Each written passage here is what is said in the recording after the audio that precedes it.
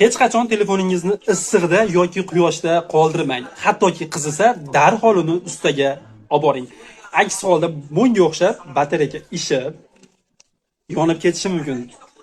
Hozir buni yoqib ko'ramiz. Albatta ustamizdan maslahat so'raymiz. Nima deysiz? Buni yoqib ko'rmoqchiman. Yo'q, maslahat beraman.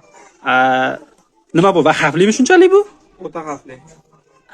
Men bo'lsa buni hozir portlatib ko'raman. Ketdi.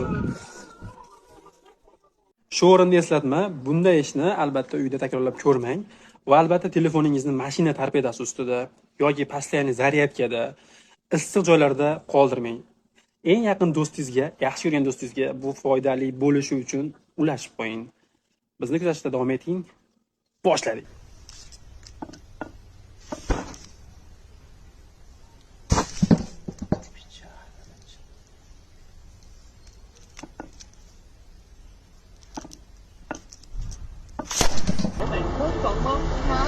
Hả?